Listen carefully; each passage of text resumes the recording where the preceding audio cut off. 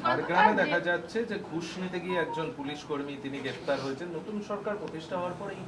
আর সরকারি কর্মচারীরা তারা হাতে নাতে ধরা পড়ছেন, ইঞ্জিনিয়ার হোক, পুলিশ কর্মী হোক, জয়েন্ট ভিডিও হোক।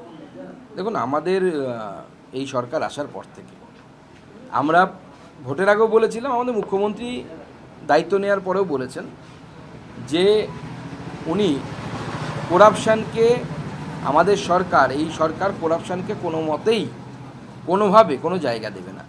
সেই জন্য জানেন আপনারা এসিবিকে নতুন করে সাজানো হয়েছে, অ্যান্টি করাপশান ব্রাঞ্চকে।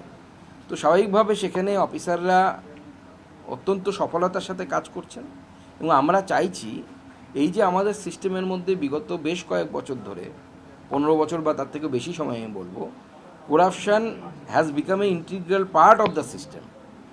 এই জায়গা থেকে আমাদেরকে বেরিয়ে আসতে হবে। আমরা চেষ্টা করছি, আমরা আশা করি সফল হব।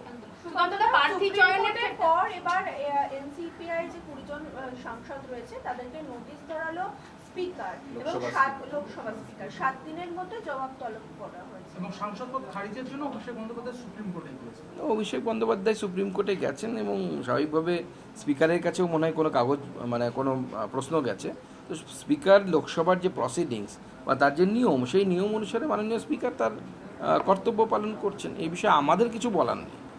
কিন্তু এই প্রসঙ্গে আবার কল্যাণ ব্যানার্জি তিনি বলছেন যে স্পিকার বায়াস, তাকে প্রমাণ করতে হবে যে তিনি নিরপেক্ষ থেকে এই বিষয়ে পদক্ষেপ করবেন, যেমনটা আগে আমরা দেখেছিলাম যে সোমনাথ বাবু তিনি করেছিলেন।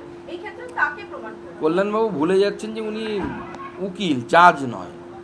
ওনাকে কেউ দায়িত্ব দেয়নি যে স্পিকার নিরপেক্ষ না নিরপেক্ষ নয় তার জাজমেন্ট করবেন, এরকম স্কেল ওনার কাছে আপাতত নেই। এবং জাজ হলে না হয় তাও ভাবতাম যে উনি জাজমেন্ট দিতে পারেন। উনি উকিল, উনি নিচে দাঁড়িয়ে আর্গুমেন্ট করতে পারেন, জাজমেন্ট দেওয়ার ক্ষমতা তো ওনার নেই। জাজমেন্ট উনি কীভাবে দেবেন? বিধানসভার 19টি বই ফেরত দিচ্ছেন না মমতা বন্দ্যোপাধ্যায়, ইতিমধ্যে আইনের দ্বারস্থ হয়েছে গ্রন্থাগার মন্ত্রী শাস্তিমূলক পদক্ষেপের হুঁশিয়ারি দিয়েছেন, বললেন লাইব্রেরিতে রাখা হবে না এপাং ওপাং ছপাং, অর্থাৎ মমতা ব্যানার্জি বই রাখা হবে না, এটা একটা বিষয় তুলে ধরেছেন। আর বিধানসভার বই ফেরত দেননি, যার জন্য আইনি পদক্ষেপ নেবেন বলেছেন গ্রন্থাগার মন্ত্রী। দেখুন, বই হারিয়ে যাওয়া নিয়ে বা বই ফেরত দান না দিয়ে আমি বেশি কিছু বলতে চাই না, কারণ বই হারিয়ে যেতেই পারে, নির্দিষ্ট নিশ্চয়ই নিয়ম আছে, ফাইন দিতে হয় বা কিছুটা থাকে, জেনারেলি লাইব্রেরির যা নিয়ম থাকে। তো স্বাভাবিকভাবে সেই অনুসারে কাজ করবে। আর এপাং ওপাং ঝাপাং আমার মনে হয় লাইব্রেরিতে না থাকাই ভালো। উনি লিখেছেন, প্রচুর বই লিখে নাকি একসময় দল চালাতেন। যদি বইয়ের মধ্যে বা লেখার মধ্যে ওনার দম থাকে তাহলে ওনারা এখনও বই কিনবেন। মুখ্যমন্ত্রী ছিলেন, লেখক তো এরকম হয় না যে অধ্যাপক থাকলো তখন তিনি ভালো লেখক, তার বই বিক্রি হচ্ছে, যখন তিনি রিটায়ার করে গেলেন তার বই বিক্রি হচ্ছে না, এরকম তো হয় না।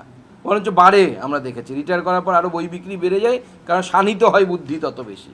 তো স্বাভাবিকভাবে আমরাও চাইবো যে মমতা বন্দ্যোপাধ্যায় এত ভালো লেখিকা, এত ভালো চিত্রকর, এত ভালো গায়িকা, তো স্বাভাবিকভাবে তার তো এখন রিটায়ারমেন্টের টাইম এসে গেছেন, উনি রাজনীতি বাদ দিয়ে এই সমস্ত ক্ষেত্রে আরও বেশি সময় দিতে পারবেন।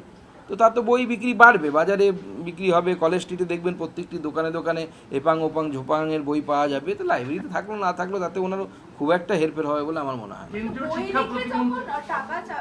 বইয়ের টাকাতে যখন দল চালানোর কথা উঠছে তখন কালীঘাট তৃণমূলের তরফে বলা হচ্ছে তাদেরকে তাদের টাকা নেই এবং আদালতের যে নির্দেশ দেওয়া হয়েছে সেই নির্দেশ অনুযায়ী তাদেরকে তাদের যে ব্যাংক অ্যাকাউন্ট সিজ করা হয়েছে সেটা খুলে দেওয়া হোক এবং 2 মাসের জন্য 90 লক্ষ টাকা তারা দাবি করছেন কর্মীদের দেওয়ার জন্য। দেখুন, টাকা নেই কেন এটা বুঝতে পারছি না। আমি তো প্রথমে বলেছিলাম ওনারা মনে হয় দেশের মধ্যেই খুঁজছেন টাকা। তৃণমূল তো ইন্টারন্যাশনাল দলে পরিণত হয়েছিল। নিশ্চয়ই আপনাদের মনে আছে পঞ্চায়েত নির্বাচনে একজন ব্যক্তি সৌদি আরবের কোনো একটি জায়গা থেকে তিনি পঞ্চায়েতে নমিনেশন করেছিলেন। সেরকম টাকা পয়সাও নাকি সিঙ্গাপুর, থাইল্যান্ড, ভানুয়াতু এগুলো জায়গায় আছে, সেখানে টাকা পয়সা ওখান থেকেও নিতে পারেন। অথবা মুখ্যমন্ত্রী মমতা বন্দ্যোপাধ্যায়, প্রাক্তন মুখ্যমন্ত্রী মমতা বন্দ্যোপাধ্যায়ের কাছে আমার একটা সাজেশন আছে। অনেকদিন উনি নতুন বই লেখেননি, এবার একটি নতুন বই লিখতে পারেন। আমার বিদায়, আমার যাওয়ার সময় হলো, দাও বিদায়।